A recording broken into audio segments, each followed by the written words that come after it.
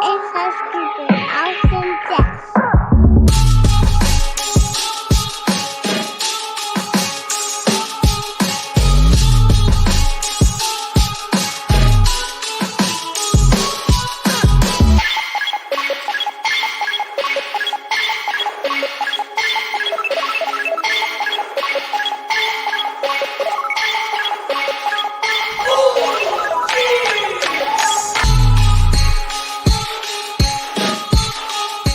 Welcome, everybody, to another episode of Inside Scoop with Alex and Jeff.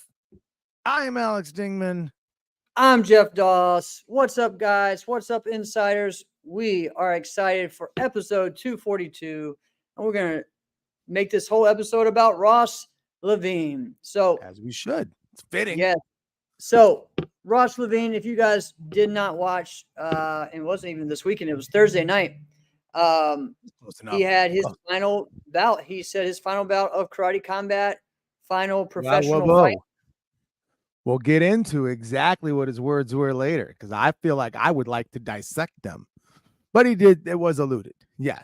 He was just saying this is probably his last pro fight, right? So, but exactly he also said that this isn't the last time you'll see him. You'll just see him in other forms, So, so excited for that. If you guys don't know, Ross has been super just successful in his career as a physical therapist, as a strength and conditioning coach, as a coach, in sports, in kickboxing, Muay Thai, sport karate.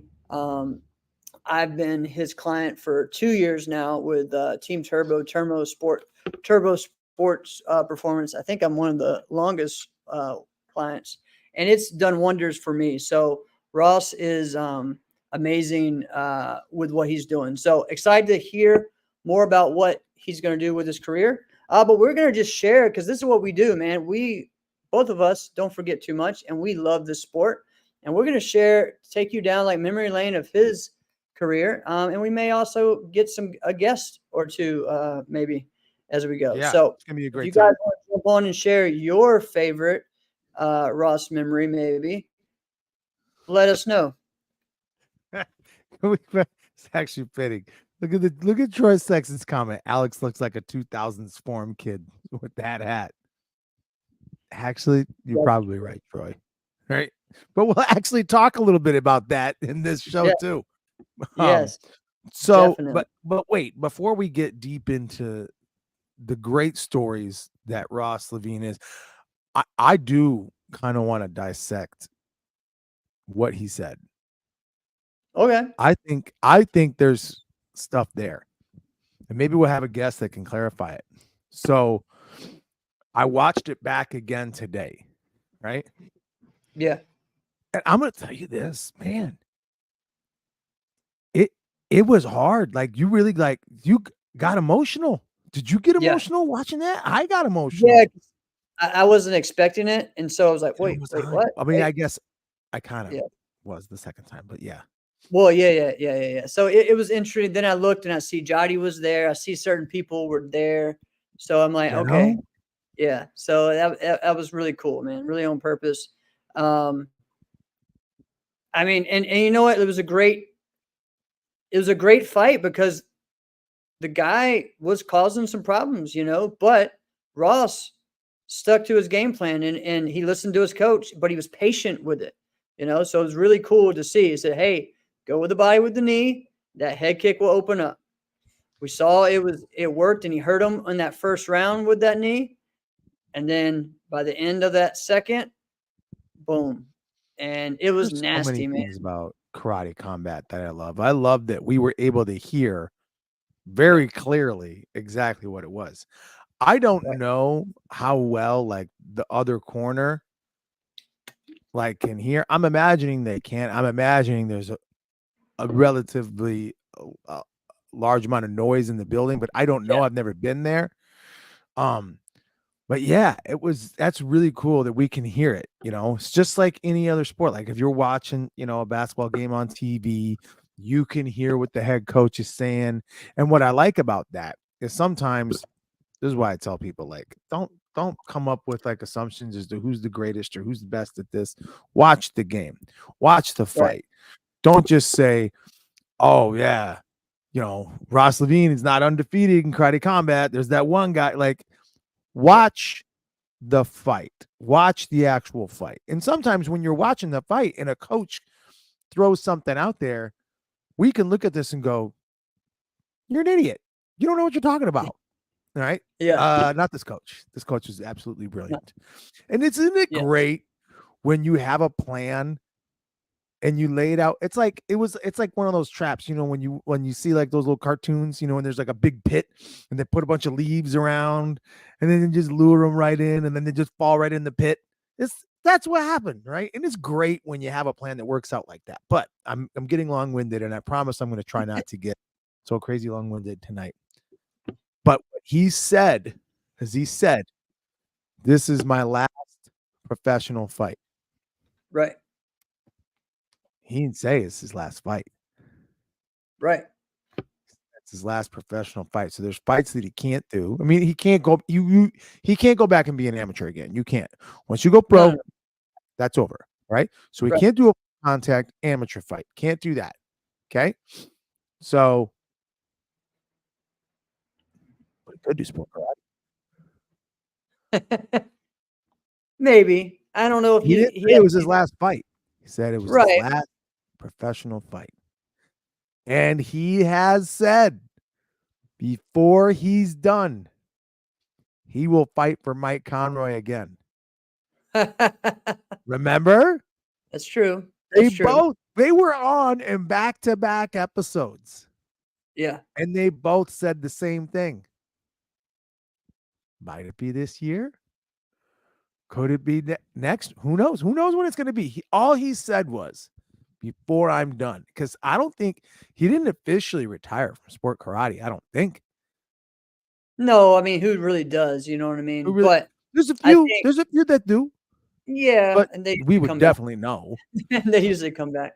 But I think it's like pro wrestling retirements. It doesn't happen that often. Here you go with the pro wrestling analogies again. Yeah. That's very good. That's good, Jeff. Yeah.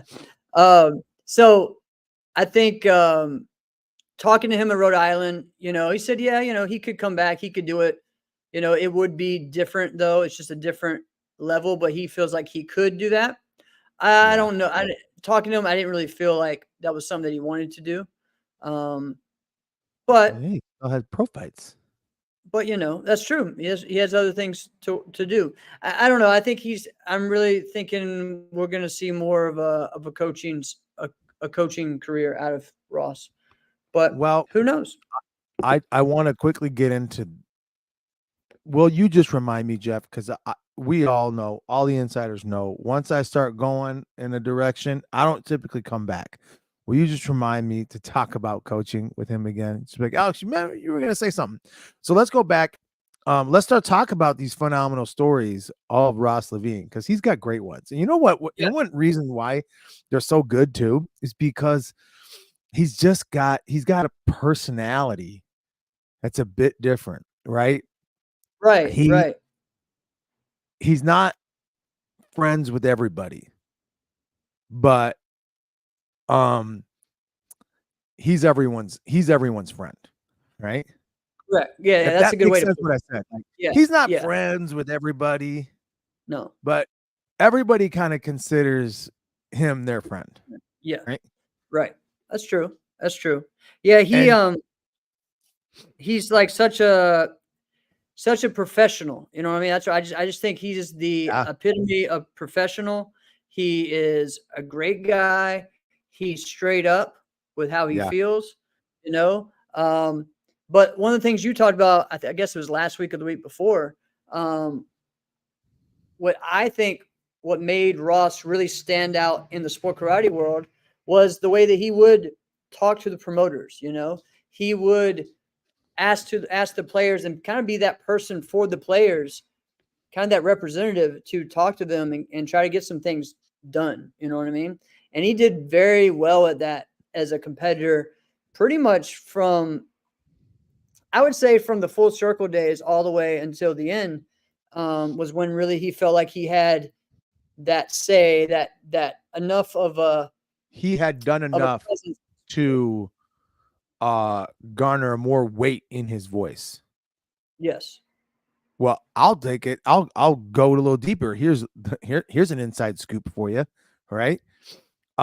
When the lightweight overall and the heavyweight overall for the men's, like when no, because women they don't have that. For the men, when that split, I think most of us, when I say us, I mean like the fighters, we kind of thought, oh, you're gonna split it, you're gonna give a little prize money to the lightweight, you're gonna give a little prize money to the heavyweight, but you're gonna have them fight for the Right. final. But they didn't, which was so great that Jesse Ray did the last man standing. Shout outs to Jesse Ray from the Right. virtual fight tour. But when they didn't, I'm like, well, this is weird. We don't have a real one guy, right? And I was talking to Larry Carnahan about this. I'm talking to Mr. Carnahan. I'll always call him Mr. Carnahan. But anyway, so I'm talking to Mr. Carnahan. And I'm like, so why aren't you doing it? And he's like, well, actually, the catalyst for really doing this was Ross Levine. And I'm like, what are you talking about? Like, it wasn't like Greg Ruth or anything like that. Or it wasn't. He goes, no, it was Ross Levine. He goes, he's been hounding me to make this switch for quite a while. I'm like, why? And he goes, because for like almost 2 years straight at almost every single tournament, it would be him and Hamid Feruzzi for the final fight. And Hamid only beat him one time. And Hamid would basically leave with like $200. Right. And would like be lighting guys up. And I mean, you really think about it, like, all right, at that time, he might have been the second best fighter in the building. Yeah. And leaves with $200, Right. And it was kind of like, and Ross was like, that's not fair. That doesn't make a lot of sense, No. which I get that. Right. So, but there's so many things like that Ross had such an impact on that I don't think people know. Like, I don't think everybody knew that it was Ross that was the one who really kind of pushed that forward. I kind of assumed that it was a bunch of like little conversations like this that we're having, but no, LC, he was straight up. He was like, no, it was Ross Levine. He gave him full credit. I don't know if he was giving him full credit in a positive way or negative way, but he gave him full credit. He's like, no, this was basically Ross Levine, which is the reason why we're doing this. I thought that was pretty cool. That is cool. That is cool. So, Ross has been in the sport for a long time. We have a lot of different things that we could share about. A lot of teams, a lot of moments and forms and weapons. Ross kind of started as a junior in the sport, being that number one junior fighter that everyone was looking forward to. But he was also an amazing weapons competitor. He had a great team form with Nate Andre. He won a lot of weapons grand championships, as well as many, many, many adult fighting grand championships. So this guy really, has done all. We've had him on the show, guys. If you have not listened to I think we had 2 Ross shows. Make sure you guys check that out about those 2. We had like Mike Conroy part 2, which Ross was on. And then the next week we had Ross on. So go check those out. Those were in our first 2 years of the show. And just great things, A point I feel like right now we forget about talking about is his glory run, and I think his glory run was, if you don't know, undefeated too. Glory Kickboxing really right now is probably the premier kickboxing there is. It's Glory. One has really stepped up over the past, and K1 is making a resurgence right now. So, but Glory, was that first really step for him to see, like in a pro level, full contact, and he was undefeated, and he had several major knockouts. But I think the key thing that he showed, and which is what brought him to be a very highly recruited fighter for Karate Combat, was when he showed up at those events, he brought a lot of people, and when and they were in Orlando. Yes, when they're in That's the Orlando. thing. And Ross gets it. He's a smart Yep. guy. I think he might have even let him know, like, hey, if you're gonna do this thing in Orlando, you should put me on. Yep. I'll sell the thing out, right? Yep. And he's Same not thing. even from Florida. Cal's from New Nope. York, right? But he gets Right. it. He's like, Florida is a sport karate hotbed, and he doesn't burn bridges. He's not like, you Nope. guys throw a crappy tournament. I had a horrible experience. Screw you. Never. He doesn't do things like that, right? Right. So that's why I say, like, he's everyone's friend, right? I'll be honest. I would even consider if someone was like, "Hey, do you know him? Do you know that guy?" I would be like, "Oh yeah, we're friends." And I could call him. He'd probably answer, but I wouldn't think he would call me in that same calendar year, Right. because we just don't have that same kind of relationship, right? Yeah. But that's an example of what I mean. Like, everyone, he's everyone else's friend. Now, Yeah.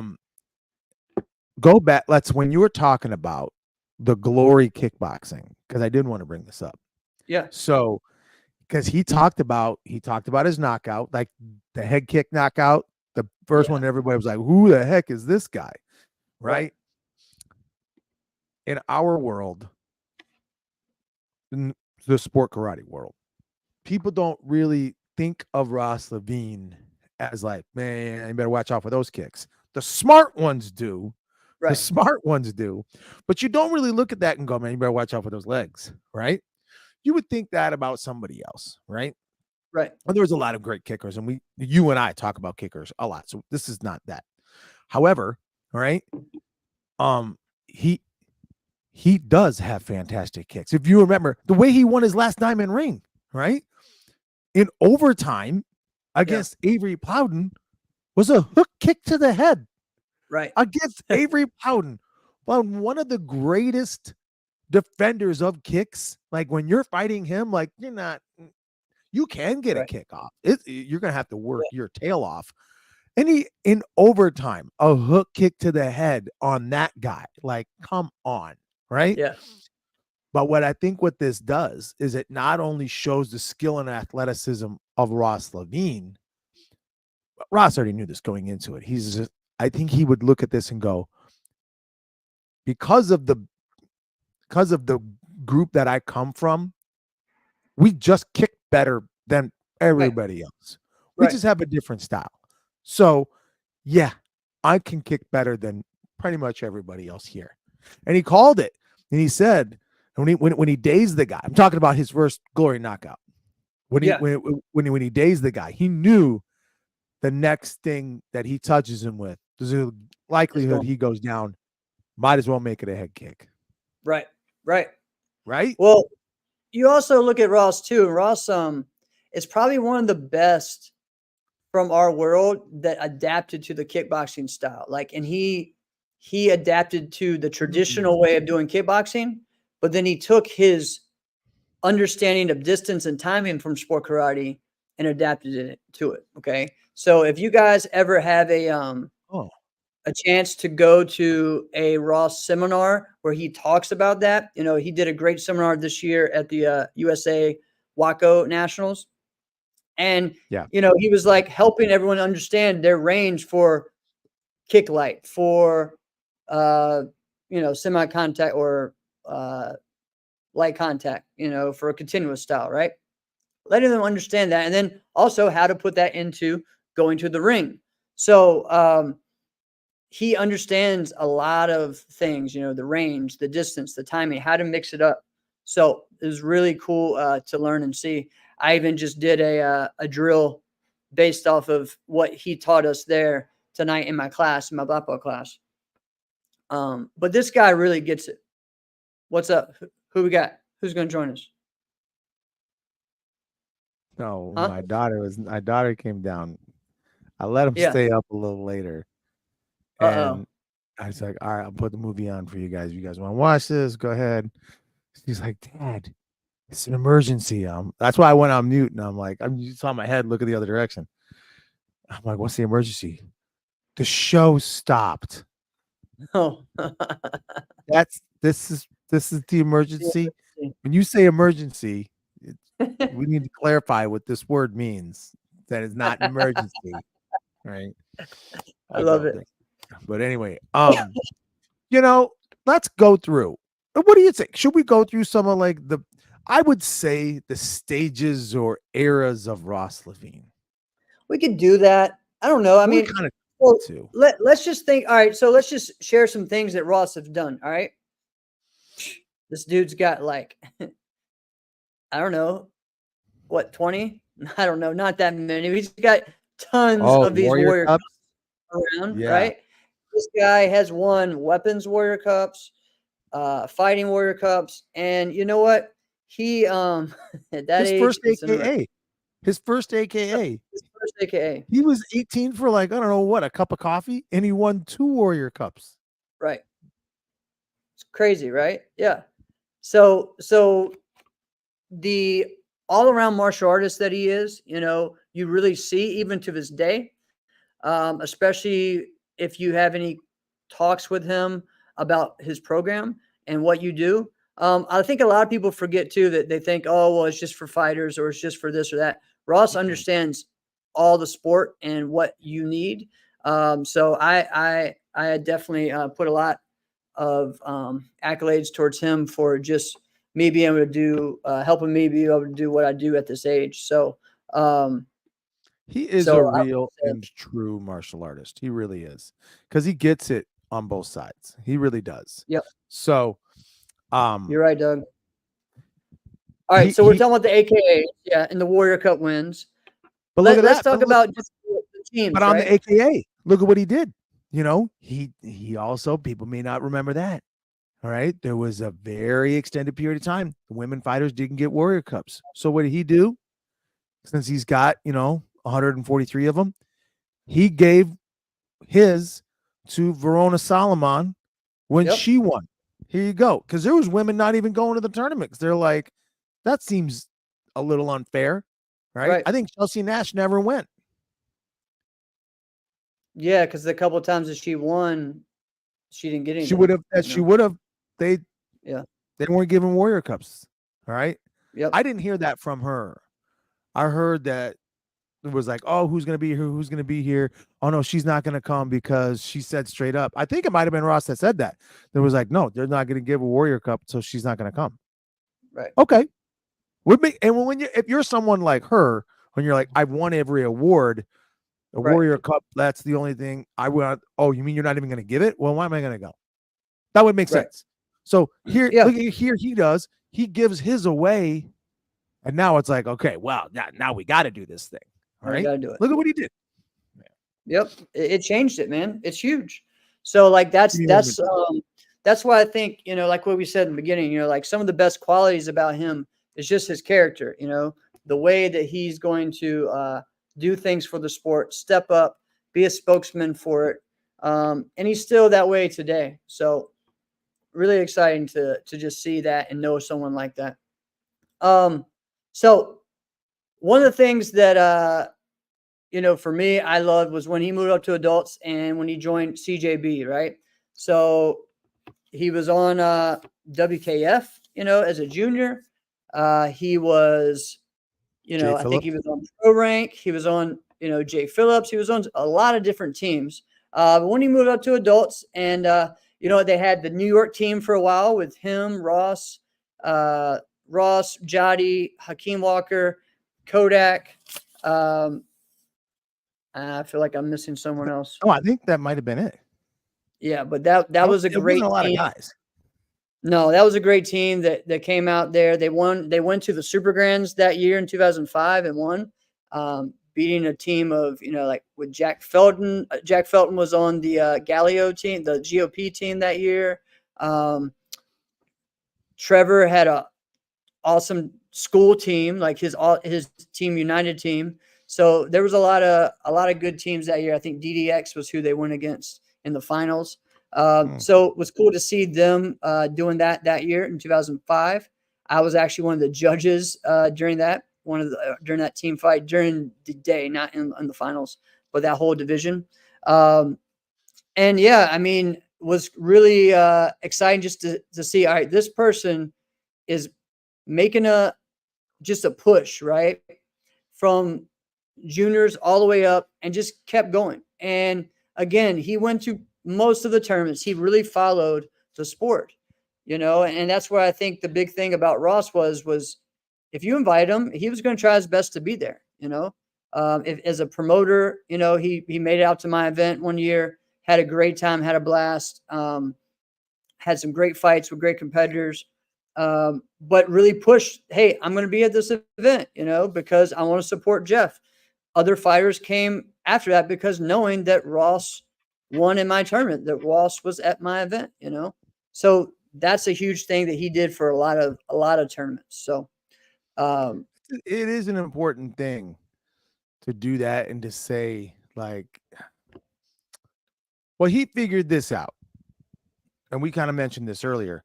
They're like, all right, I guess my voice means a little something. Yep. Right. So I'm going to use it the right way. Right. Yep. So, and he was able to stand up for guys that maybe didn't get to get on a team. He got guys on teams too. Yeah. Right? Yeah. Exactly. He got guys jobs. Right. So, and he would vouch for guys. I don't know of a time if it ever went the other way where he was like, no, not this guy. Right. And I think I was close enough to all of the teams he was on. I was pretty tight because Conroy was on a few of them. Right. That I would kind of know. Right. And I did never hear anything like that.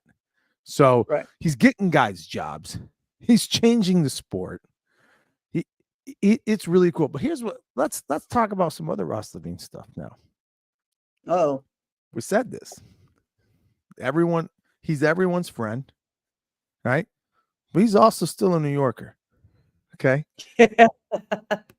he's still a New Yorker, right? So he is. He has the ability to turn his filter on and off if he wants to, right? And sometimes he says things. Sometimes he says things with just enough volume where he's kind of like my brother in that scenario. But my brother's not intentional about it. I think Ross is. But he'll say it just loud enough to where he was talking to you, but he wants that row of people behind you to hear it as well. Yeah, kind of like sticks it to you a little bit. Like one time I remember, well, you mentioned 2005.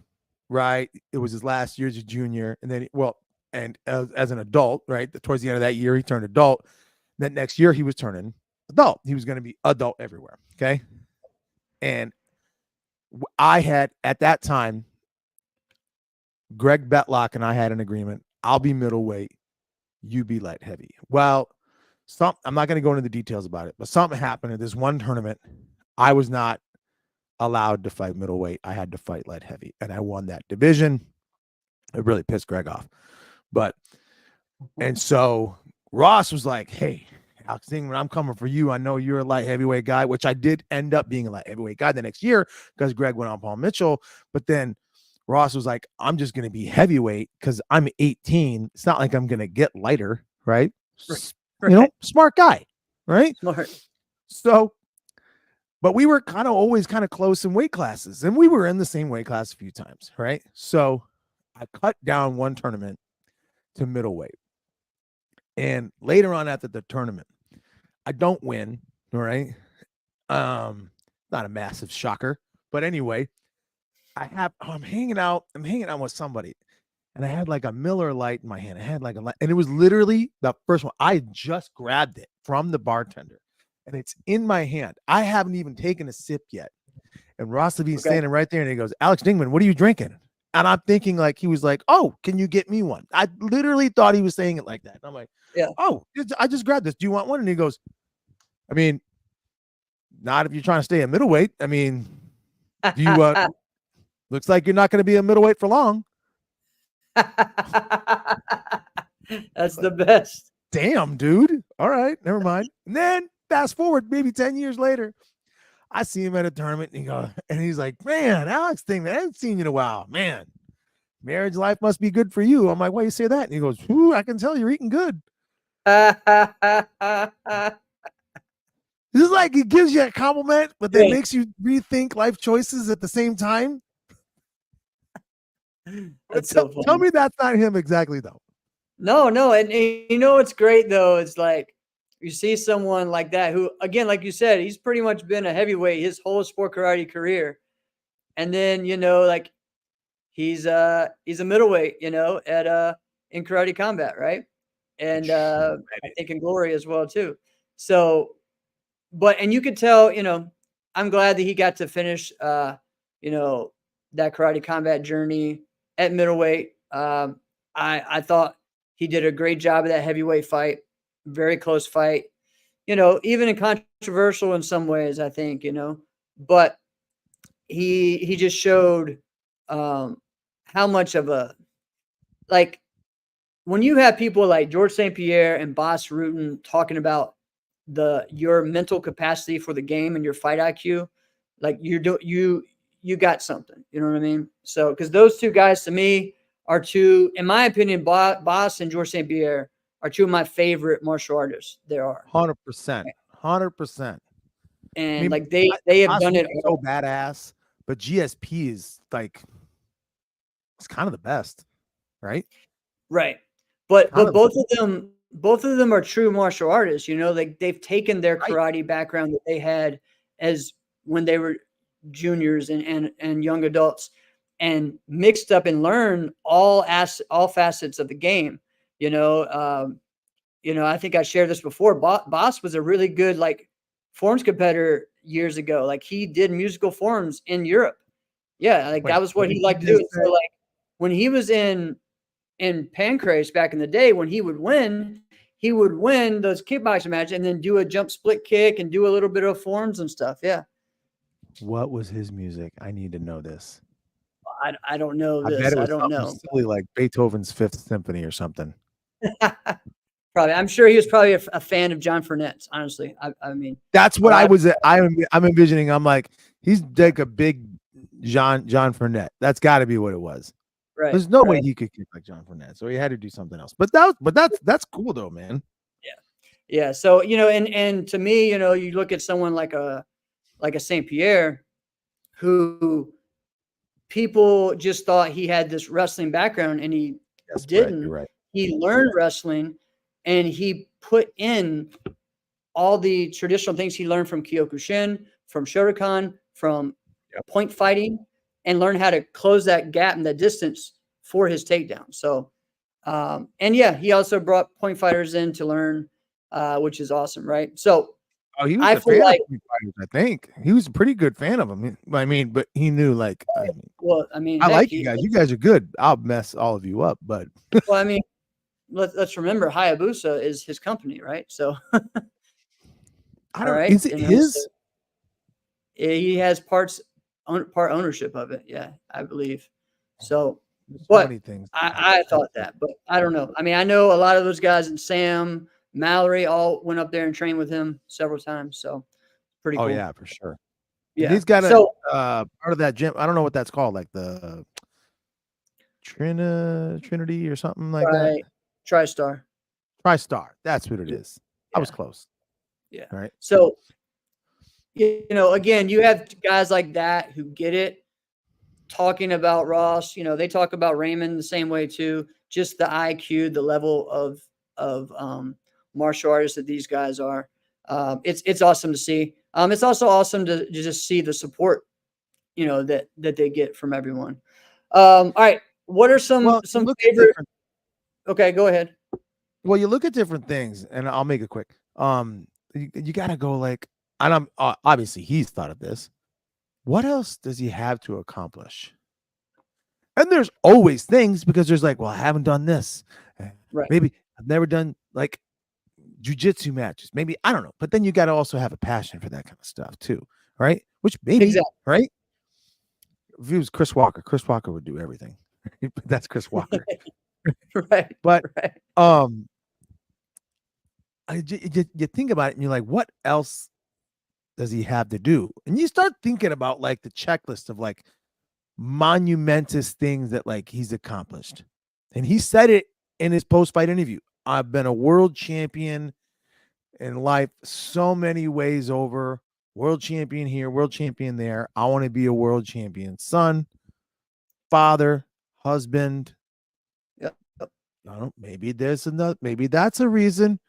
Maybe Maddie's got something on the way. Maybe that could be one of the reasons. Who knows? You know, I'm not speculating, except I am. Yeah. But what else does the guy have? I mean, is he in the Black Belt Hall of Fame? I think he's in the Black Belt Hall of Fame, right? Yeah, I'm not really sure, but I think he should definitely be in Put him there. in tomorrow. If he's Yeah, not, you know, exactly. that's one of those things. Exactly. Like, if he's not, what else would a guy have to do? You Right. know? Right. He's So done it all.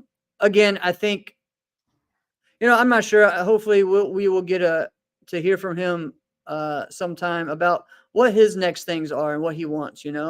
I'm not sure if he wants to. Like, people forget that he worked for American School for a very long time.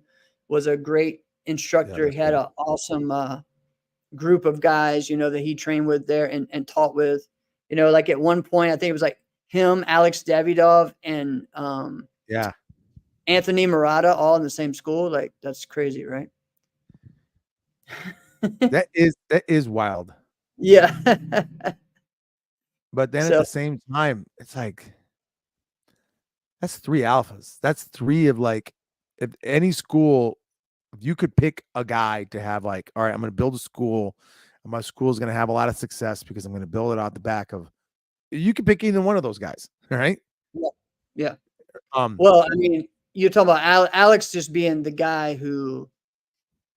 I mean, this guy is a business just guru without even knowing it. Just because if you tell him to do something and he looks like it's going to work, he's just going to do it to 1,000%.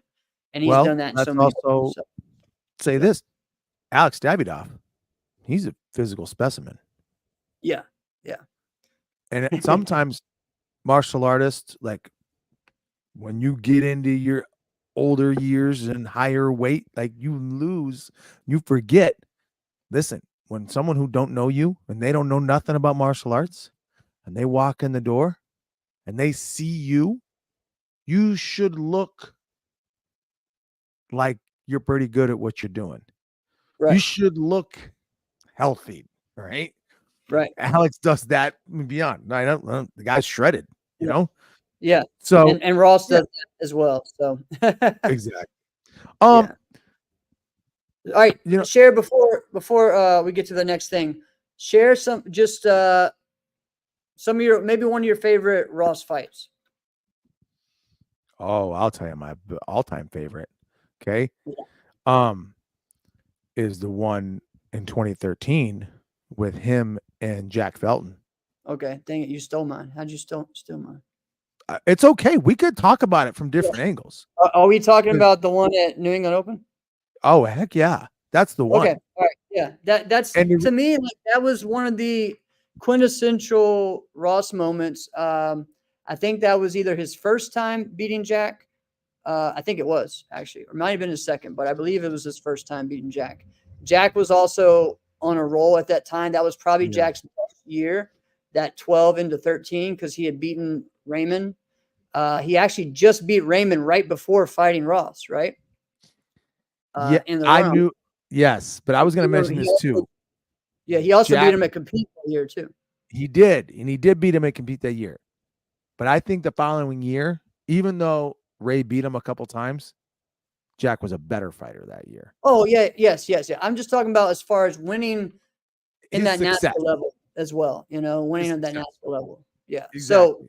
So Ross, that fight was there was just so much energy in that, right? So we were there with Team Proper at that time, Yeah. and it really felt like an East Coast versus West Coast event in a lot of ways. All right. Oh, I didn't even really think And about it. also you start seeing the ASG versus All Star type thing kind of happen.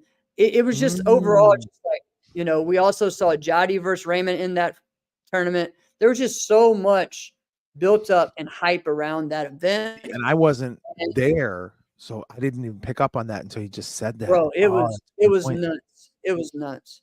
And to see, you know, Ross and Jack go at it for the final. I mean, every division was awesome during that time. I I believe they had a good selection of judges that were active. You know, I mean, heck, Mike Conroy was a judge on that one. Yeah. Marissa Mayer was a judge on that one. You know, they had No, some. the judging in that fight was right on, right?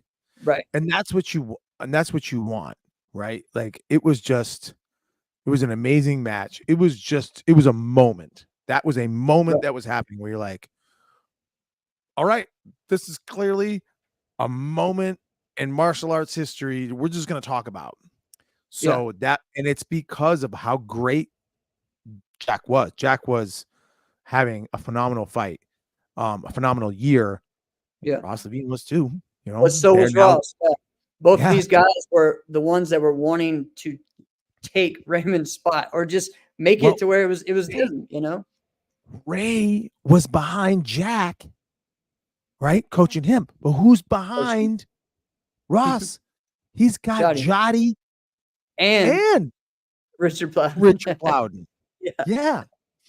But so the thing about the fight, and because it does go both ways, it did go both ways a few times, right? And if you dissect it, you know, like not even like point for point, clash for clash, movement by movement, if you just literally freeze frame each thing and you just understand just how good these guys are, you don't understand what you're seeing when you watch it first all the way through, unless you really know that you know, right?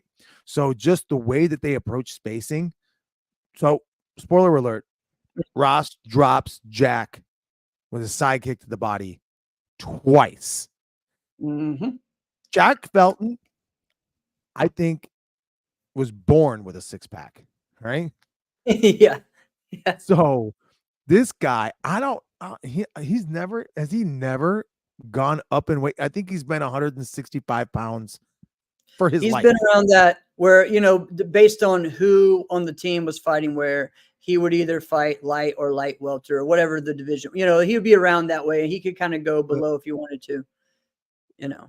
Yeah, He could but be it's like technically he was a light middleweight for a long the time. You know what I mean? shreddedness was always there, you know? Right. So the fact that you didn't like getting hit, like people get hit, like stuff happens, right? Like we're just talking about like the hook kick to Avery Plowden's head from Ross. Like, oh my gosh, like he's one of the best at defending kicks.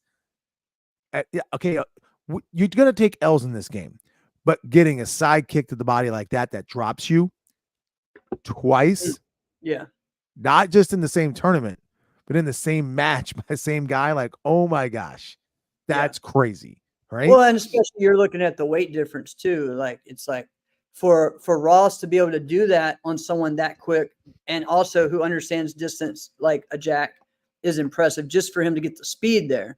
Then you Being able to imagine pull it off. That's what I found so impressive is because, and you'll go back and freeze frame this now for those of you listening, and you'll watch how Ross keeps his front hand out and makes it appear as though he's getting closer while taking his back foot, removing it further back, planting it in a pivot position. And I'm like, how is he's doing that? And he's not, and his front hand still staying out there, creating the illusion that he's actually really close to Jack. So then Jack goes with great technique, but the technique don't matter because how far his back foot is. His back foot's so far back that as soon as Ross pushes back, it's over, right? Yeah. And he got him. And that side kick came high, right? That's the thing is Jack comes so quick and he closes. Remember, Jack leads with a back fist. Yes. When most guys at that time are going to lead with a body punch, but Jack pulls it off so well and jams. If you try to side kick him, I've tried to side kick him, right? It doesn't really work because when he goes, he doesn't go at the wrong time, right? Jack's a smart freaking guy. When he goes, he's only going when he's going to win, right? So he gets so low and just closes the gap with his own hips. So because Ross chambers so high, he ate that thing right in his solar plexus. Yeah. Yeah, it was the first time really a lot of us were like, no, not Jack. Like we never really seen that happen, you know? So That was kind of the feeling, because I was sitting there on that side of Jack's, just on that side with some of the guys from probably who were all at the time from California and from that same area. And we're like, no, you just don't see that happen. And man, it was just the hype building. It was just another guy who everyone likes too. Yeah. Everybody likes Jack. Everybody likes Ross. So it was just cool to see that, man. Yeah, I would say that's just a favorite moment for me. And I think a lot of people, and again, like we said, go and watch that fight. Jack Felton versus Ross Levine, New England Open. Ross has also been, winning like team fighting with a lot of different people. Okay. And against high level teams. Like Ross can kind of come in and have make a team, a creative team and win that day. Like I feel like he was one of those guys that really was able to do that. He'll show up at a tournament. Hey, all right, who wants a team fight with me? And well, you knew, hey, I want to be on that team because we're probably going to win, no matter who's here. Well, he will bring that up. That his only real stain is my fault. So he would have had a clean sweep in his rookie tournament at AKA if I didn't F up the lead that I had when we were fighting WKF, and I was fighting Hamid in the final with a dislocated elbow. By the way, I was fighting with a dislocated front elbow, but whatever. Nobody wants to remember that. But no, but it's so funny. You mentioned team fighting and team fighting with different people. Can I give you a prediction? I don't know. I don't know if it's gonna happen. I don't know if it's gonna happen. And it's so fitting. I knew I was gonna say this. It's just so fitting. Who chimed in the chat right now? What's happening, Mike P? Mike P. Remember when he said he got approached by JPM, and they're like, "Hey, what would it take?" Right. He wrote two names down on a piece of paper, slid it across. And those names were Mike P. and Trevor Nash. Yep. That was a fun. That was a fun reveal. Oh, let's ask Mike P. He's here right now. Mike, if Ross says I'm coming back, let's do this. Are you suiting up? Are you suiting up? Wouldn't that be something? That was like Maybe 15. We could get Trevor to chime in. Oh man, that was like 15 years ago, Alex. But I mean, listen, that would still be fun to. Depends on what year. Is this year or next year too soon? Who knows? Could we? Battle of Atlanta's a couple weeks away. We could pull it off. Why not? I mean, as great as these guys, let's just be real for a moment. Yeah. As great as the fighters are right now, I think they're extremely talented. Everything's winnable. I don't see a team like the 90s or the early 2000s JPM teams right now. I don't see a team like that right now. These kids are way too athletic, Mike. You're right, but listen to what I'm saying right now. I want you to listen to this. Tell me I'm nuts if you think I'm nuts. I don't see a team out there right now that was like any of the JPM teams that you were on. I don't see a team right now that was like any of the full circle teams. I don't see an all-stars team level team. I don't see an Impex level team right now. Even though Impex is out there, it's not like it was. I think it's open. Right, I think this could happen. Give it a few months, maybe diamonds. Who knows? All right, Alex. So as we were talking about this, we're gonna bring in. We actually do have Turbo with us. Yeah. What's up? What's up, Ross? What's up, fellas? How are y'all doing? Man, it's been a Ross Levine love fest over here. Yeah, we've been sharing some fun moments. I mean, and really just honestly, Ross, talking about the qualities that you have as a competitor, as a person. One thing we both have shared a lot about is just how you change the sport with your presence. We talked so many times about you just being kind of someone that the competitors felt comfortable representing them, right? And you and I have talked about that years ago, and I think that's really cool to see. And I think you've probably done that as well in your other, walks of life as well in other combat sports. So how Man, I how appreciate how are that. you feeling right now, though, Ross? How are you feeling coming back home? How are you feeling after this weekend? Let's share about the fight. I feel good, man. I feel really good. I mean, physically, I really didn't take too much damage. A little bit of a rib injury, um, but nothing crazy. So physically, I feel great. I went to class tonight. I hit the bag. I was holding pads for one of my fighters that's competing in a couple weeks. So I mean, the wheels got to keep turning, right? So Yeah. right back at it. But no, man, emotionally, I feel good. Kind of up and down, it's weird. Like I had this plan for a while. Like there's only a few people that really knew about this. My coaches didn't know. I did not tell any of my coaches. I don't want to be treated differently. It was a surprise to pretty much everybody. Karate Combat didn't know. Very select few. So it was emotional, just kind of like keeping it all together. And to be honest, like the entire training camp, I was like rock solid. It didn't bother me. It didn't phase me. I knew everything felt right. It was the right time for me. And then the day of the fight, after we did our shakeout, usually like around noon, we'll get a little workout in, just kind of blow off some steam and get myself feeling like, so some days like you're training, like some things feel really good, some things don't, even if it's your best stuff. So we just like to get a jump on some of that. And yeah, man, after my shakeout, like I just got hit with this ball of emotion. I was like welling up. It was just like, man, this is gonna be my last time. But I was like trying to walk over to the corners and like not show some emotion because I didn't want anybody to kind of catch on. So it was a weird day, man. A lot of emotions. That is Dude, weird. we all got emotional watching when Yeah. we watched that post-fight like press conference. Yeah. Dude, I got emotional watching because that was something. I don't get emotional, right? Yeah. That was Neither do I really. I mean, I do like in private, So I'm just popping this on a little stand. Yeah, it was different for me for sure. But okay. it was All it was right. exactly how I wanted it, honestly. I got a side question. Mm. What Joe Rogan say? Oh, Joe, Joe was super cool, man.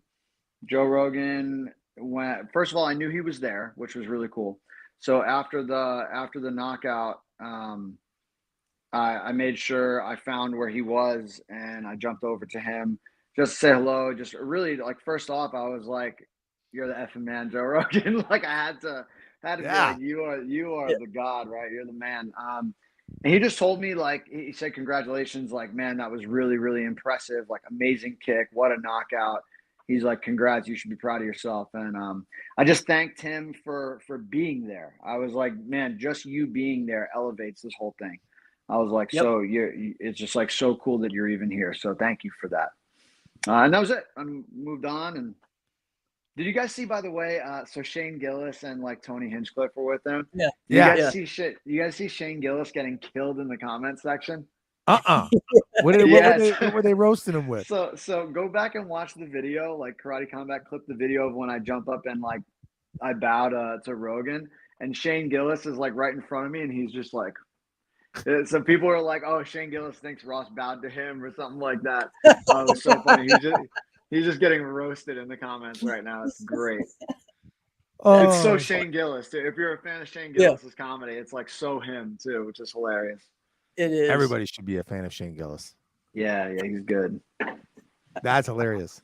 You should Um, see if you can get on Joe's podcast. Be like, Joe, One hey, one we one didn't get to step ahead finish of our you, man. conversation. One step ahead of you. I mean, he followed me that night. I sent him a DM. He responded, and then I just kind of wished him, safe trips. I know he was heading right out to UFC 302. So I know he was heading right out, and I just told him like, hey man, I would love if there was ever an opportunity where I could jump on the podcast with you.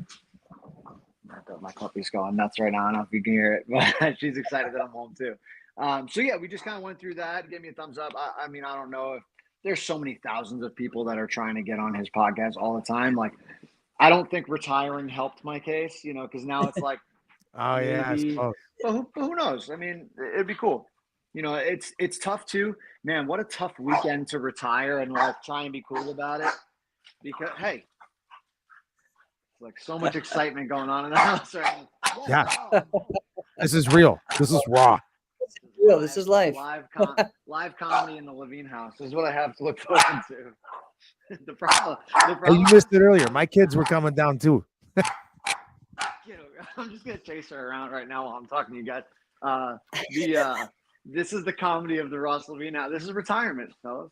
That's right. This is exactly what retirement. I gotta get her with a treat. I'm ruining this podcast. No. This is why all you're doing is making sure people go back and watch it if they're listening. Come here. That's right. Yeah, I got you. Oh, you're gonna be a guest now. Okay, here we What kind go. of dog is that? Little Frenchie, French bulldog Coco. Oh, okay. She hasn't seen me in over a week. She's Wow. very Why not? excited that I'm home because I've been He's away, been man. gone. I've been on fight week. Oh yeah. What am I talking about? Yeah, remember I did that thing. Alex, I had him around. I was like, hey, you remember he did just fight like a couple days ago, right? Yeah. Oh yeah, like what you were saying, Ross. Was like it was a tough weekend to retire, like, and then Exactly. UFC 302 happens. It's like, oh, there's so much other news in like the MMA world that definitely takes precedence over me, and I understand that. So it is what it is. I mean, we did our due diligence. We messaged, we reached out to Rogan, we reached out to Ariel Helwani. If it pops off, great. If not, no big deal. Okay. Sweet. All right. What are you The going to whole ask him about? broadcast I thought was fantastic. The only thing I would say, and I would look at this and go, that needs to change. Whoever that announcer is, who looks like he's got like pineapples on his blazer, I don't know what that is. He looked like he lost his voice and he will never find it again. Yeah, that was the first time Gabriel. His name's Gabriel Haynes. He's a crypto influencer. Super nice guy. Super nice guy. That was the first time that they had him doing any of that type of having that type of role. So yeah, I mean, I'm available. It is what it is. I'm available, guys. There you go. I'm easy to find. That looks like something you would wear, though. So I mean, it does look like something I would wear. As soon as I say this, Troy Sexton chimes in the chat. Yeah, I do wear socks, Troy. They're just no show. There you go. So Ross, all right, let's get to the question everyone wants to know. What are some things, what's next? Yeah, I mean, most of you guys know about, Turbo Sports Performance that's growing, and one of the things is like when you want to be successful at something and be like an elite level competitor, like something has to give. Like there has to be a bend, there has to be a sacrifice, and like I've never seen someone own a gym and also be a world champion. Like those two, if you're gonna have a successful gym, they can't go hand in hand. They just can't. You can't be elite at that many things at the same time without something falling off the hinges, right? So, now, I mean, Turbo Sports Performance has grown exponentially from the time I started to now. It's only been, about 2 years, a little over 2 years. But man, now that I can really like dive in and put more time in, like we're going to be scaling. I've got another coach that I'm going to be bringing on full time now. So we're really going to put some time and energy into that. My wife and I have considered relocating, so we might be moving. Not really sure where yet, but somewhere out of the Northeast. So that might be happening. We're not quite there yet, but opening up a gym is something that I want to do as well. Martial arts, kickboxing gym, strength and conditioning facility. I mean, I have a lot of really big plans when it comes to that. It's time that I can really start diving into coaching and being successful there too. And I just always promised myself I would never do myself a disservice and try and spread myself too thin while I was still an active competitor. So now that I am satisfied and my cup is full when it comes to competition, I'm very proud of myself and happy to kind of close that book. Unless an opportunity came along that was like life-changing money, where it'd be like a big bag, and I'm not afraid to say that out loud. Like it's time for me to be selfish. Like if a crazy opportunity came up, like, yeah, it's got to be the right number. And I have that number in my mind. And if it's not that number, I can peacefully walk away, but otherwise, the next thing is opening up a gym and focusing on like business stuff, How cool was it to have Jotty there ringside as well? Yeah. Very, very cool. It meant so much to me, and I think it meant a lot to him too. I mean, I'm sure it meant a lot to him. We had some discussion about that. So Jotty was one of the only other people that knew, Okay. and the only reason I had to tell him is because if not, he wouldn't have been there. And Right. not because he Oh, didn't that's a want to good be there, point. not because he didn't want to be there, but Jotty's He's busy, just man. Jotty runs speaking of being spread thin. He runs a crazy successful school. He's doing seminars all the time. He actually was bringing somebody in to do seminars this past weekend on Friday and Saturday. And Coach Randy from Arizona came in on Thursday. So Jotty was supposed to pick him up from the airport and take him out and all that stuff. And then Friday, Saturday seminar. So I had to tell him, and I was like, dude, I need you at my fight. And he was like, oh man, I would be there. I was like, Jotty, you have to be there. It's my last one. And he's like, oh, all right, I'll be there. So, we made it work, but it was so good to have him there. And he was so funny too. He was like, I was laughing. I was like, man, you're so cute when it comes to this. Cause he was like, it came off to me that he was like a little nervous to be in the corner. Initially he just wanted to be there. And like, I was going to get him a ticket. And then I was like, man, like you need to be in the back. Like you need to be there. Like there's an emotional connection that we have that no one else understands. And the little things that you could pick apart and say are going to mean a lot to me. So it was funny. He's like, so, where am I going to be sitting during the fight? I'm like, Jotty, you're going to be in the corner. And he's like, no, I understand. But like, where do I go when you fight? I'm like, you're in the corner. He doesn't want to like, step on everyone else's toes. Well, Look at that respect. That was it too. And I basically told him, I was like, man, like you're not a ghost to these guys. Like I talk about Jotty all the time. They know him. I brought him in for my Turbo Sports seminar. So he's met all of these guys before. He met them all at my wedding. So, we just have a very good formula in the corner. Like, you guys saw it's very simple. Like in between rounds, I go up, I grab my water, Andrew talks, Jake talks. And then I had a quick chat with Jotty too, that you didn't get on camera, but yeah, it was just very boom, boom, boom, boom. And then I go back and do my thing. And hopefully I don't have to do that for too many rounds. Man, that's cool. Yeah. We were talking earlier about, it was really cool that you could hear, the set, like you could hear exactly what your coaches were saying. And so it was cool. Yeah. And so it was cool to like, but clear, and it was cool to see, okay, we know what you're waiting for, and you could see that you were going for it, and, I mean, let's just face it. Sometimes we hear coaches say things and the fighters do the complete opposite, right? Or sometimes they should have done the complete opposite as what their coaches are saying, right? So, but it was cool to see. Just saying it nicer than I said it earlier. Yeah. But it was cool to see how we knew the game plan and you executed it to a T. It was awesome. But your your coach is brilliant. Yeah. Well, we're all on the same page, man. We really are. It's not like I think the beauty behind my team is it's a very small circle. We're not like a gym, and this is not to take anything away. I'm just using this as an example. I think Eric Nixick is an absolute genius, and I think he's very tuned in with his team. But you got to think there's hundreds of fighters in that gym and hundreds of personalities. And now Eric does a phenomenal job, and his guys are best in the world, in multiple levels, and they're all so successful. But you see how these other gyms that are really big, where there's a lot of fighters to manage, it has a weird feel. And sometimes the coaching lacks, right? Because the message becomes more uniform instead of like very specific to the fighter.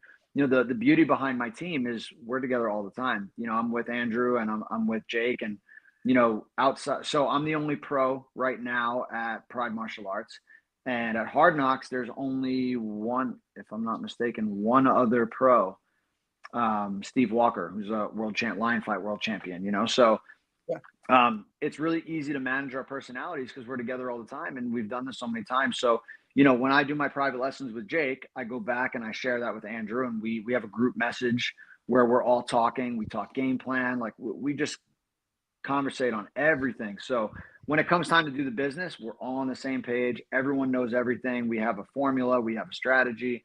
And we just put everything into play. And it was really cool how that, got deciphered. And because sometimes I do take the advice and then I kind of do it my way, but we just were so dialed in that was the answer. So Okay. what about that are you going to miss, Ross? Because you just explained it like, man, we got this, this relationship. Like, I feel like that's something that like, oh, wait, Man, I'm gonna miss all of it. I would be lying if I said, it's okay. I'm done. This chapter's closed. No, I'm gonna miss all of it, man. Every little piece of it. I really tried to make a point to be super present for this entire week. A fight week and training camp and leading up to it. That's one of the reasons why I didn't tell my coaches that this was my last one. I didn't want them to treat me differently. I wanted to, for me, it was like, what was my number one priority? If I wanted this to go picture perfect, it's like, okay, no better way to do this than knock somebody out. Well, how do we knock somebody out? Well, we do what we always do, and my coaches got to be hard on me. My coaches have to work me. We have to be very hyper focused. So I didn't want anything to change. We wanted to get the same results. So we had to do the same work. Okay. I want to talk about the knockout. Mm. So the head kick, the end result was like almost scary. Mm. Right? When did that much blood from a roundhouse kick, like you're like, this is scary, right? Okay, he's okay. I'm assuming there's probably just some stitches, and he's okay, and a good fighter. Okay, so you had to be thinking, like you just said, I'm thinking knockout, probably head kick. Is that the kick you were was that actually a plan, or did you have like, ooh, maybe if I could get him to, I could, but was that a picture? So if you listen to the pre-fight, I don't know how much of you guys actually, or how much of the fight night you actually watched. If you watched like the lead up right before my fight, Josh Palmer was talking about how I laid out in the interview with like the commentator interviews, like how I thought it was going to happen. I thought it almost played out. It played out exactly how the very first exchange played out. One of the things we noticed was that when he travels to his left, to my right, he would switch to southpaw, settle in the corner, and blitz. Very much like the way I was describing it to like my point fighter friends. I'm like, this guy fights like Richie Veras. He moves, he sucks you into the corner, and as soon as you cross that little imaginary line, he dings you and it's gone, and then he's out. So I was like, okay, I've seen this before. So we studied how he always moves and switches to southpaw. So when he sat into southpaw, I wanted to go match stance. So I would go orthodox. So I'd have the open side, and I'd draw his left hand. I would cut an angle and shoot a straight right hand. That's exactly how the initial thing played out. Yeah, and I told the commentators that you sat down on a few of those really hard. Yeah, I told the commentator, I said he's going to move to my right. He's going to go southpaw, shoot his left hand. I'm going to put him face down with the right hand. He had a better chin than I thought he did, because I put that first one I planted him with was flush. That was solid. It was solid. He came right back for it. So I was like, okay. And then, we knew that the knees are going to be the key to beat that like blitzing style. Coco agrees. She's like, yeah, you're right, Dad.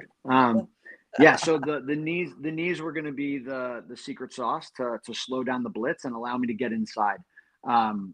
But yeah, once we landed one or two, I don't think he thought there was ever a world in which you would do that. No, I mean, yeah, I don't know what he was expecting. I did talk a lot about low kicks, so I think he was expecting me to attack his legs a lot, but it wasn't really in the game plan, to be honest. Which I suppose could have been an option. I mean, he's pretty tall and he was standing pretty high.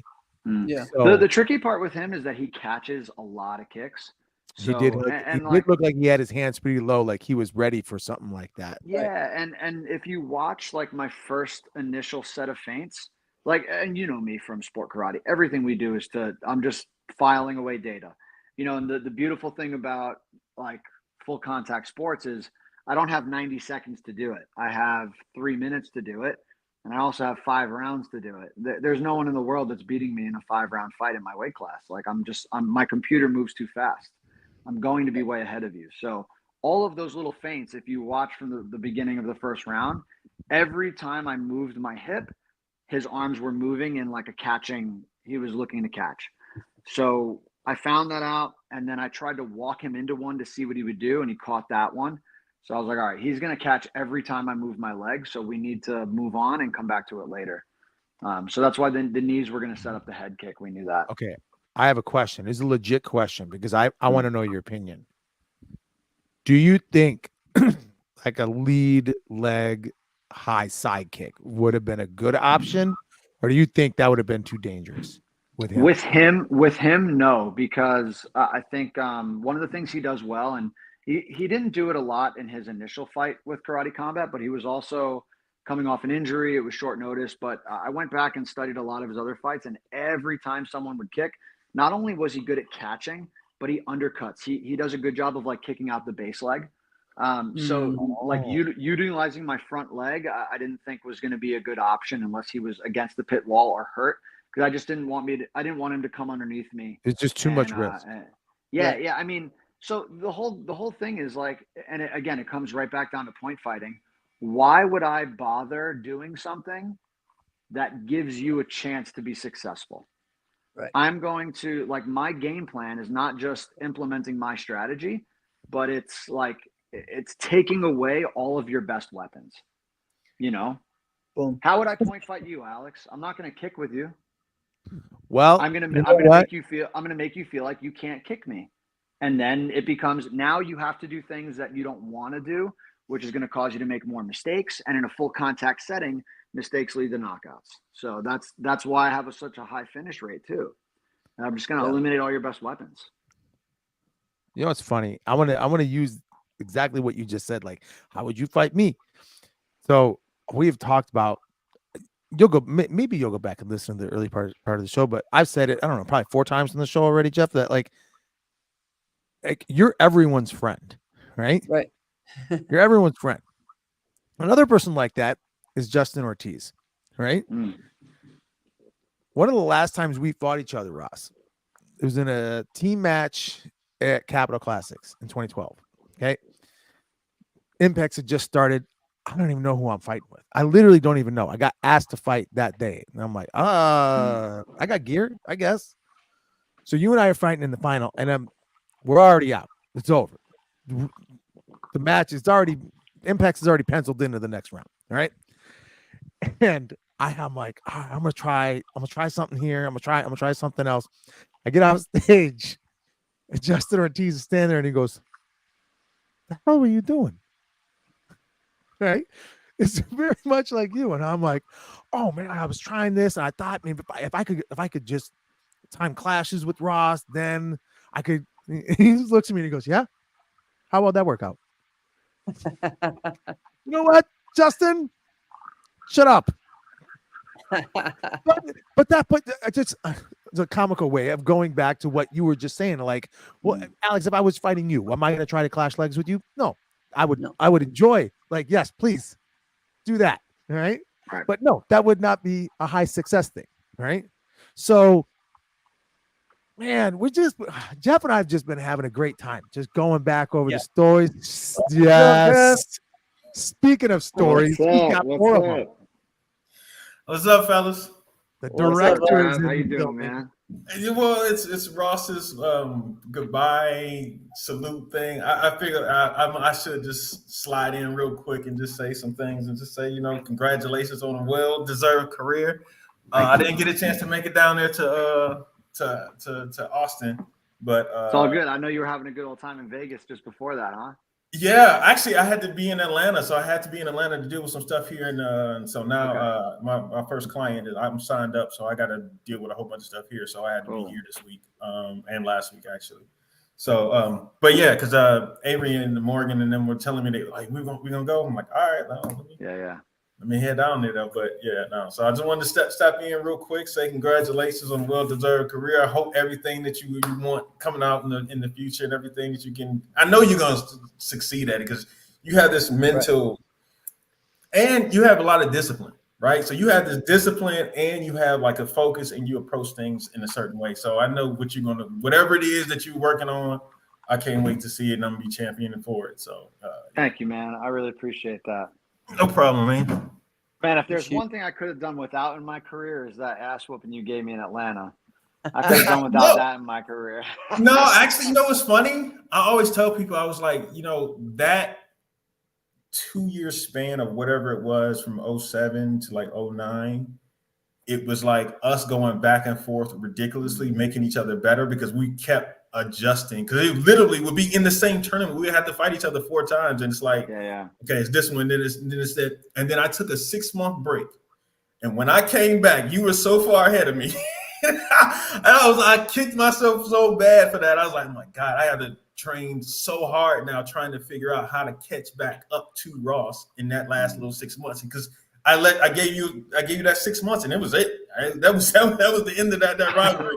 Ross was up there. I was like, God. Thanks, man. So it just was what it was, man. But I enjoyed it. I love that part of my career, and so I wouldn't take. Well, I would change something, but I would change something. But other than that, everything else was dope, man. Man, you were one of my favorite people to compete against, man. Just because like it was always there was the tenacity there, you know. But we were always so cool afterwards, like because you're real, right? Like there was a lot of people that would bring that intensity, but they wouldn't keep the same energy, and like I respected that from you so much, and yeah, man, it was just always cool to kick it with you. We were always cool at the events and stuff. But when we fought, we brought it, and like I really appreciate that. You always brought out the best in me, man, for real. Thank you. All right, I'm gonna let y'all get back to giving this praise. I'm just about to bow out and see y'all later. Thank you. Appreciate you, homie. Good seeing you, buddy. You too, man. Oh man, so Ross, you know, we've been sharing a lot of stories about you. You know, what are some things though that maybe a moment in your career besides just the karate combat stuff that maybe you'd like to share about, or something that's memorable? Oof. I know there's a bunch, but that's a great question. Man, that's a hard one to kind of pin down. Yeah. I might need to be a little more specific on. All right, so let's say sport. Let's say sport karate. Let's talk about sport karate as an adult in fighting. Let's do that. Okay, like favorite moments, favorite wins, like stuff like that. Yeah. It don't even have to be a win. You know what? Like a moment that made you grow. Moments that made me grow. I mean, obviously the biggest growth came from losses, for sure. You really don't grow much. Sometimes you grow from wins, but you grow way more and way faster from losses. Not that I advocate losing your entire career. You should be able to grow from them. Failing forward is what we call it, right? Man, I mean, there was a lot of those times that I would have what we call like the fighter's high, where you beat someone that you were setting out to beat for so long, and then forget that it's a tournament and lose to somebody else.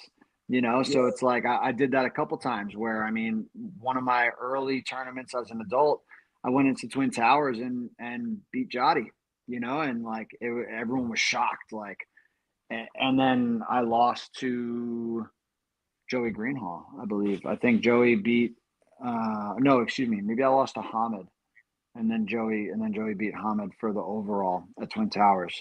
So, and then there was another time where I fought at Bluegrass. It was one of the last Bluegrass Nationals. Beat Raymond in team fighting pretty bad. And then I beat him the next day. I spread him the next day.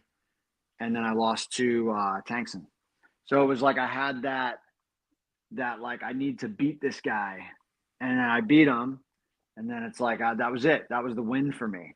And I just always remember like going back afterwards and just like, never again. Like I got to be the last one standing, period. Doesn't matter who's there anymore. Now I know I'm capable of beating all these individuals, but it doesn't matter. I have to be the only one that you talk about is the one who wins. So it doesn't matter who was there. It doesn't matter what event it is. You got to be the one. There's only one, and you got to be that one. And that was a real game changer for me. So some of those moments where I would kind of win, get that fighter's high, and then fall off and not be the last one were really really good for me, like mentally, kind of to grow from and learn how to approach my fighting career. So well, I know all about that, about fighting well and then having a fighter's high and not finishing that. Right. That was basically me. But you had a lot of them where you were like, you had some tournaments where it was lined up for some, like, this this might be the last one. This might be the last one. This might be the Yeah. last one. I think your 2011 Diamonds was fantastic. That was my favorite. I think that's the one I go back to. If we're talking about like best win, I mean it was a who's who at that time. I mean, I beat Your all first the best round fighters was in the you and room. Ray. First round, yeah. I beat Raymond. I beat Jason Grenier. I beat Cass. I beat Hamed, and I beat Tankson back to back to back to And back to back Tankson for the ring. for the ring. Yeah. Nuts. Huge. Yeah. You What a used to have- crazy. Every single fight was this might be it. Yeah. Yeah. Yeah, Wow. that was the murderer's row. Basically, it's like if you were to go down, like, you know how sometimes they give like percentages of or the odds of like who's going to win the MVP this year. It's like everyone that I fought was in the top 5 of those odds. Like these are, if you were going to say which 5 people are capable of winning the ring, it was me, Raymond, Hamed, Grenier, Cass. Maybe you throw in Betlak. I think Betlak actually had a really good fight with Hamed right before me. It was Jason. He hit Jason Jason Grenier. Borelli. Oh, okay. That Greg had fought. Greg fought Jason. Yeah. Okay. And then Jason beat him, and then you guys fought. Yeah. So it was just like maybe you throw Greg into that mix, but everybody else was like, they went through me. I went through them. Whatever, however you want to say it. Right. I think Jason would have been a harder fight than Greg for you. Jason was always a tougher fight for me. Jason, for the most part, like especially in my early days, I remember vividly saying I would rather fight Raymond than Tankson. His athleticism was just on another level. Like if I wasn't 100% on, not only was Jason beating me, he was wiping the floor with me. Where Because Raymond, I can always kind of keep it close. Everybody's got a plan for that leg, but then that leg is not like any other leg. So it's like, okay, I got a plan, but my plan doesn't mean a whole lot. Yeah. And then like, there were times when Jason was really on. There were times when he was really, really on and he was just untouchable. But it's like, that's the problem with being a fighter. And this is no disrespect to Tank. I love Tank. I have a good relationship with him, but that is the bane of existence for fighters who are based on athleticism. Eventually you get older and that stuff fades. And then it's easy to kind of figure out, you can't have that amazing flexibility, speed, power, timing forever. It just doesn't last. Look at that. You see what just happened there, Jeff? He just boom, right back into sport karate mode. Just like that. See, that's the versatility and the awesomeness of Ross Levine. Just like that. All right. So Ross, real fast before we finish up, share a little bit about your Glory career, because I think that's something, you've been so involved in karate combat the past few years. And man, you had an amazing career with Glory and some highlight finishes and highlight fights. Just share about that experience for you. Yeah, I mean, I think if there was one thing that I could go back and change, it would be, and I'm sure a lot of people would change this for a lot of different reasons. But I mean, I would not have the world go through COVID-19. I mean, it ruined my Glory career. Whatever that would have been. But it ruined Glory. I disagree. I don't think it ruined Glory. It ruined Glory for North America. Right. That's what I mean. Because Glory is huge still in the Netherlands and like Central Europe. Right. But yeah, I mean, that's essentially what happened is, I got signed to Glory on basically a trial. The whole story of me getting signed with them was, Corey Schaefer was always following my career, even as an amateur. Corey, this is where I can give Corey Schaefer some flowers, because that guy behind the scenes was always following me, even as an amateur. Corey was he would send me messages, like he would get film of my fights. I don't know how. Even like early amateurs, and he would just send me, I probably still have Facebook messages of it. He would just send me criticism. Hey, you should try this. You need to work on this. Work on your inside boxing, this and that. And like give me these little tips of like, you're doing good, but you got to finish, like champions finish. So, and like those are some of the things that we would talk about and have those discussions. And when I turned pro, it was kind of like hey, when you're ready, let me know and I'll put the word in for Glory. And I wasn't reaching out. I wasn't reaching out. He reached out to me. I had only 2 pro fights at the time. I had 2 knockouts, but it was that Glory. I forget what number of Glory it was. In any case, yeah. So that was the event at U.S. Open, where it's like, Yeah. hey, where we want to put somebody on this Glory event, and we want to draw tickets because the ISK is sanctioning it, and it's in Orlando. It's the same weekend as U.S. Open. Are you interested? Absolutely. I was not in shape. It was the worst weight cut of my life, but we made it happen.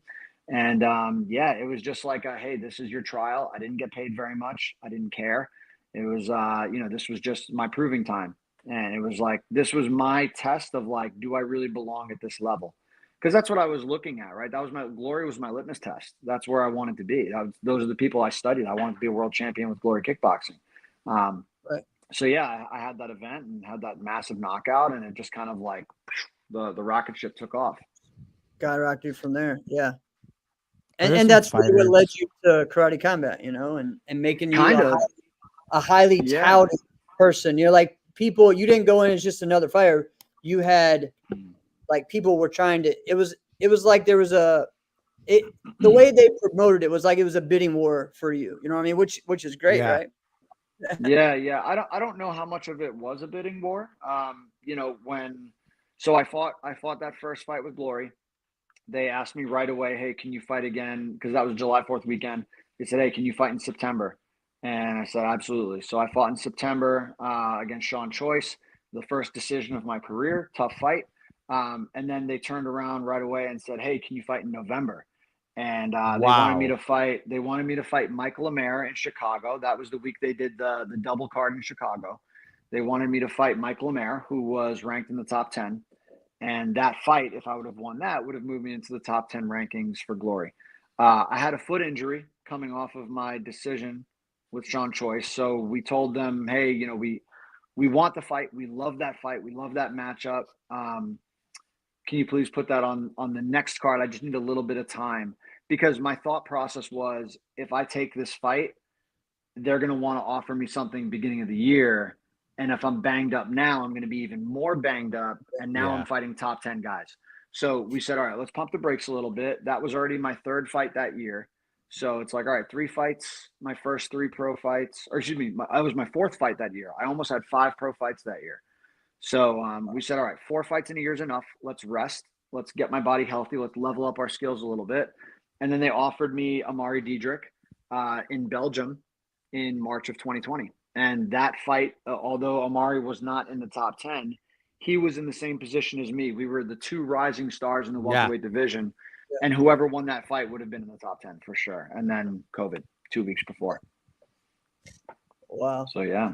It was just a crazy time, man. It was crazy. Yeah. And then, it was a lot of it was nobody knew what was going on. So the fighter ops team at Glory was like, let's just be patient. Like, we're going to try our best. They relaunched. They relaunched with a new format, basically only in the Netherlands. And then I had told those guys, like, hey, I got my Vax card. I did all this stuff. I'm like, I'm ready to go. I'm free to travel. And they were like, just be patient. And then it was like almost a year and a half. And I had told Robbie Timmers, who's still with Glory, I was like, man, I can't keep waiting. Like, what are you guys doing? And they had released a lot of the American personnel, like even like their upper management, like their entire North American division was gone. The only fighter that they had on the roster was Tiffany Van Soest, who was a dual resident. She was a Dutch resident. So when COVID hit, she moved back to the Netherlands, and she moved to the Netherlands so she can stay and keep fighting. Yeah. That's the only reason. And then they brought over Troy Jones once as like a last minute title replacement, and he got waxed, and that wasn't fair. So, I realized that they were using the Americans as cannon fodder. And I'm like, all right, if you guys aren't going to build me, this isn't I still need to be built. I wasn't ready, for like top 5 guys. I knew that. Maybe I was ready, but it wasn't the right time in my career for that. Right. So, yeah, we asked to be released. They were very gracious to allow that. I still had 2 fights on my contract, some time left, and they were like, yeah, we just can't guarantee anything. So, so they granted me a release, no penalty. And that was that. That's all she wrote, really. And then Karate Combat came along, and it was perfect. It's been perfect, man. It's been a perfect run, Almost. a perfect career. Almost perfect. Almost. That's true. That's true. Almost. You're right. Now that's a fight with lead leg sidekicks. I think would have been fantastic. Maybe. I'm also not a full contact pro fighter, so I say so that I think can that touch on I that. don't know. I can touch on that really quickly. So it's something that we thought of.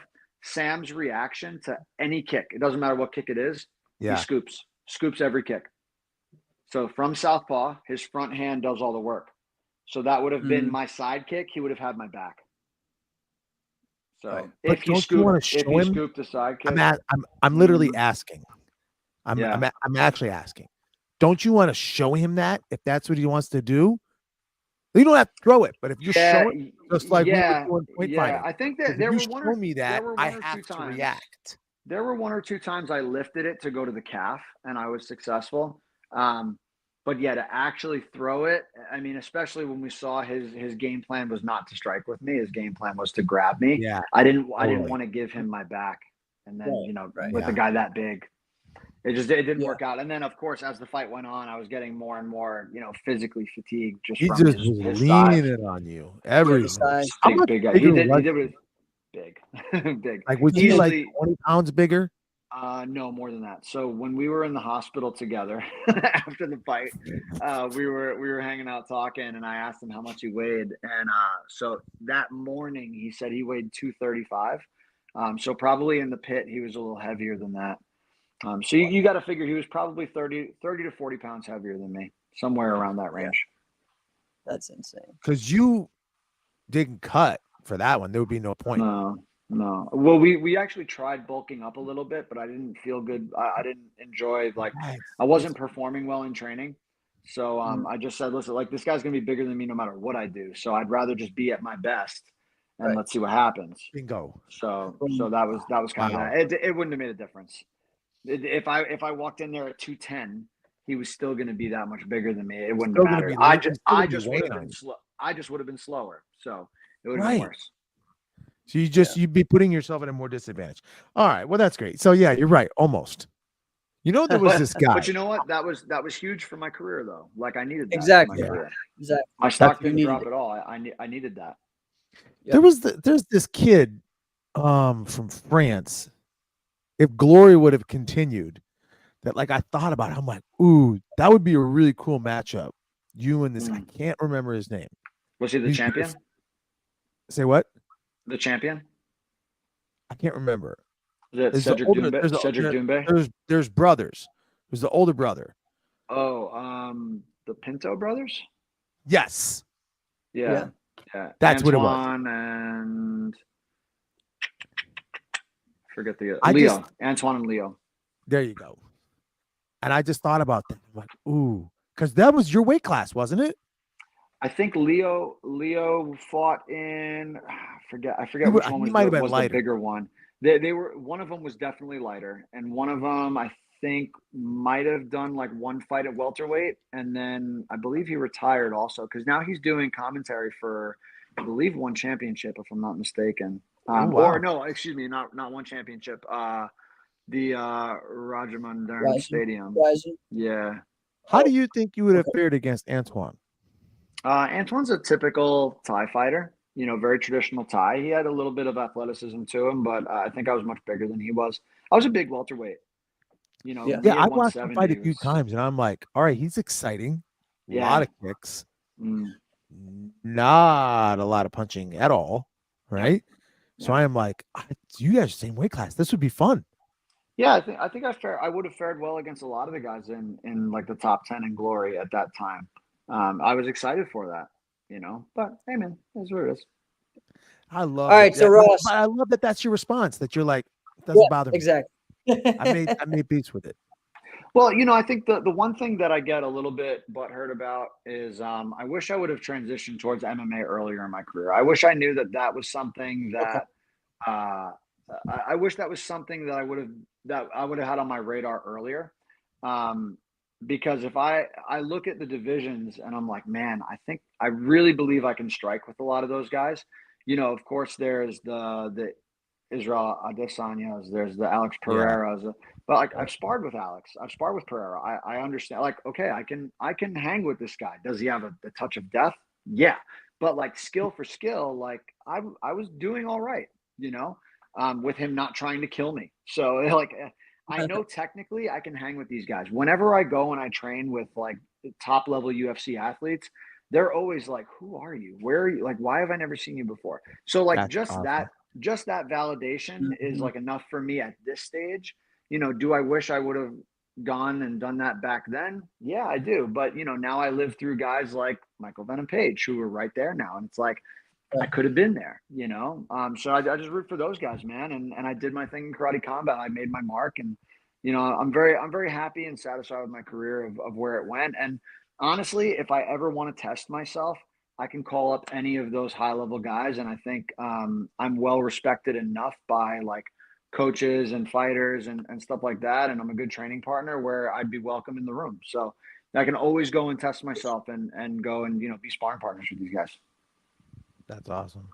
That's awesome. Do you think any of these point fighters today should start dabbling in the full contact much sooner?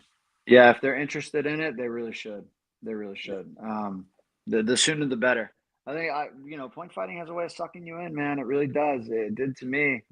It certainly does, and it's a beautiful thing. I mean, point fighting is great. I think what the fighters of now need to recognize is that it hasn't changed. You know, And so it like won't. no, it In, won't. It won't. in 4, 5, 6, 7 more years, pick Yep. it up like that. And the other thing, and not to like I hate to be that guy who kind of gets down on point fighting and like the circuit and stuff like that. But you know, the facts are the facts, and they will be very fast to forget about you all the time. And like when I stepped away from sport karate, I always used to wonder, like, man, why is Pedro not involved? Like, why does he not even teach sport karate? Why does he not come around the tournaments? And then I figured it out. I was like, oh, they don't even care. Like, you know what? It's not even like I'm not even going to say no offense because it is offensive. That these tournaments are still like sold on bringing in like Bill Wallace and Cynthia Rothrock and like that generation, like Don the Dragon Wilson, when they should be bringing in Jotty and Raymond and like you know Borelli. Like these are the people that should be special guests. Like these Yeah. people don't even know who freaking Superfoot Wallace is. Like, you know what I mean? Like there's just so many other people like that has to evolve too. And because of that, it's just going to be turn and burn. So, you know, and it's like I had this conversation with Bailey too. I was like, Bailey, you need to figure out what you want, man. Like he has something golden right now because he's doing so many seminars, he's making good money. But like when he's done, they're going to forget about him too. Both. They're going to forget about him too, you know? Yep. So it's just going to be on to the next. Who can they market next? So yeah, I think if there are fighters out there that really want to get to that next level, just start doing it now. Take amateur fights, get the experience, learn how to box, learn how to kickbox a little bit. Reach out to guys like myself and Raymond and Mike P or Michael Page. You know, so you know, reach out to those guys. Reach out to the Jack Feltons who have done it. You know, so you know we're happy to help. Well, Awesome. I love funny. it. There was that Freudian slip, and we'll leave it on this. When you said Mike P, I don't know if you were being cryptic intentionally in your post-fight interview, but you said that you were retiring from professional fighting. You didn't say anything about amateur. Well, you can't go back and do amateur fighting. But you can point fight. This guy. What? Did you just hear what he just said? Come on. Nah. Why would I do that? Yeah, Well, exactly. For what? It's funny For what? because I thought about that too. Because you did say, Let's hear it. you did say, before I'm all done, Conroy, one more time. Maybe. And you did doubt it. say, It has to be the right formula. It has to be the right group, though. And honestly, I think I would have more fun with like a pop-up team fighting event. than like actually going in there and doing. I would agree with that. Yeah. Yeah, I don't think I would show up and like fight my division or the overall. Like, I have nothing to prove. I feel bad for the guys who go back at when they're in their 30s and like, I'm winning. I'm still winning the 30 and over division. Shut up. That's not what you want. That's not what you want. You're settling. Stop it. Like, just stop. So like, yeah, if it was anything, it would be like to team fight, to have fun with the people that I love doing it with. And yeah, I would be competitive. But nah. I'd rather go and watch. I'd rather go and do what I did at Ocean State. Just watch, be a fan, break it down, analyze it in my brain, pick it apart a little bit, and hang out with the people I like to hang out with you guys, you know? Yeah. Definitely was fun seeing you there. And I think people need to see you more. And again, they don't have to see you compete. I think they like to know that someone that comes from what they are doing has made it somewhere else. You know what I mean? Because many times this is as far as some people get. So, Yeah. I think that's impressive, and I think that's why people like it. And also, you've done an amazing job with Team Turbo, with Turbo Sports, and helping so many athletes. So, I share that all the time of how much you've helped me over the past 2 years. So, we all appreciate it, man. And you got to just keep that up. So, I think I'll have to come back on and chat about that. Maybe you and Maddie can come on together and we can chat about Team Turbo. Yeah.